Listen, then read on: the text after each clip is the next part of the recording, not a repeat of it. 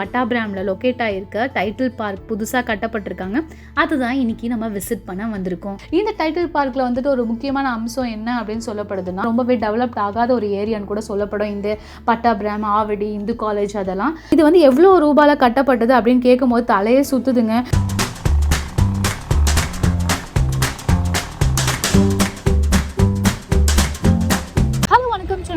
Viewers, இன்னைக்கு வீடியோவில் வந்து பார்த்தீங்கன்னா நம்ம எடுக்க போகிற இடம் அது எது அப்படின்னு பார்த்தீங்கன்னா பட்டாபிராமில் இப்போ புதுசாக லொக்கேட் ஆகிருக்க ஐடி பார்க் தான். ஸோ அந்த ஐடி பார்க்கில் என்னென்ன விஷயங்கள் வந்து இம்ப்ளிமெண்ட் பண்ணியிருக்காங்க, என்ன பர்பஸ்க்காக பண்ணியிருக்காங்க அப்படின்ற ஒரு விஷயத்தை தான் உங்ககிட்ட காமிக்கிறதுக்காக இந்த வீடியோவை நாங்கள் ஸ்பெஷலாக மேக் பண்ணுறோம். டைட்டில் பார்க் வந்து பார்த்தீங்கன்னா இந்த ரோட்லேருந்தே வந்து பார்த்தீங்கன்னா உங்களுக்கு அப்படியே அதோட வியூ வந்துட்டு அதோட டவர் வந்து நம்மளுக்கு தெரியுதுன்னு கூட சொல்லப்படுது. அப்படியே நம்ம போயிட்டே இருக்கும்போது பார்த்தீங்கன்னா மீஞ்சூர், சென்னைக்கு வந்து ரைட் ஹேண்ட் சைடில் போனோம். அப்படியே வேப்பம்பட்டு, திருவள்ளூர் போகிற ரோட் சைட்லாம் அந்த லெஃப்ட் ஹேண்ட் சைடில் வரும். இந்த டைட்டில் பார்க்க போகிறதுக்கு முன்னாடியே அங்கே சுற்றி இருக்க எல்லாத்தையும் உங்ககிட்ட காமிக்கணும் அப்படின்றது தான் என்னோட நோக்கமாக இருந்ததுனால அங்கே போகிற பிரிட்ஜஸ்லேருந்து ட்ரெயின் ட்ராக்லேருந்து எல்லாத்தையும் உங்ககிட்ட காமிக்கிறதுக்காக தான் ஒரு வியூ வந்துட்டு நான் உங்ககிட்ட காமிச்சிருக்கேன். இங்கே வந்துட்டு இந்த ஏரியாஸ்லாம் ரொம்பவே டெவலப் ஆகாமல் இருந்துச்சு. ஒரு பல 5 years 10 yearsக்கு முன்னாடிலாம் ரொம்பவே டெவலப்ட் ஆகாத ஒரு ஏரியான்னு கூட சொல்லப்படும் இந்த பட்டாபிராம், ஆவடி, இந்து காலேஜ் அதெல்லாம்.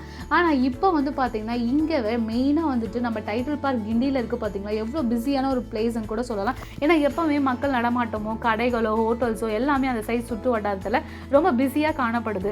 அது போலவே இங்கே பட்டாபிராமில் வந்து பார்த்தீங்கன்னா இனிமே வர ஃபியூச்சரில் வந்துட்டு ரொம்பவே பிஸியான ஒரு ரோடாக கூட இது இருக்கலாம். இந்த பிரிட்ஜ் நீங்கள் பார்த்துட்டு இருக்கிறது புதுசாக கட்டப்பட்டிருக்கு இந்த பட்டாபிராம் பிரிட்ஜ்னு சொல்லப்படுது. இந்த பட்டாபிராம் பிரிட்ஜ் எதுக்காக கனெக்ட் பண்ணியிருக்காங்க அப்படின்னா வந்துட்டு முதல்லாம் வந்து ரயில்வே ட்ராக்கை கிராஸ் பண்ணி தான் மக்கள் வந்துட்டு ஆவடிலாம் போகணுனாலே அதை கிராஸ் பண்ணி தான் போகிற மாதிரி இருக்கும் மக்கள்.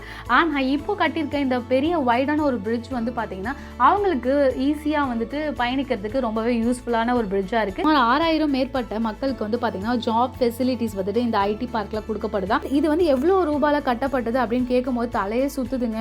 330 கோடியில் வந்துட்டு பார்த்தீங்கன்னா இந்த டைட்டில் பார்க் கட்டப்பட்டிருக்கான். இங்கே வந்து பார்த்தீங்கன்னா 21 மாடி வந்துட்டு அமைக்கப்பட்டிருக்கான். ஃபெசிலிட்டிஸ்லாம் வந்து பார்த்தீங்கன்னா நிறைய ஃபெசிலிட்டிஸ் வந்து உள்ள அமைக்கப்பட்டிருக்கா. ஜிம் இருக்கு, ஏன்னா ஒர்க் பண்ணுற எம்ப்ளாயிஸ் வந்து ரிலாக்ஸேஷனுக்காக ஜிம் இருக்கான், ஸ்விம்மிங் பூல் இருக்கான், ஃபுட் கோர்ட் இருக்கான். இன்னும் 3 months ஆகும் இதோட கன்ஸ்ட்ரக்ஷன் ஒர்க்ஸ்லாம் ஃபுல்லாக முடிக்கிறதுக்கு.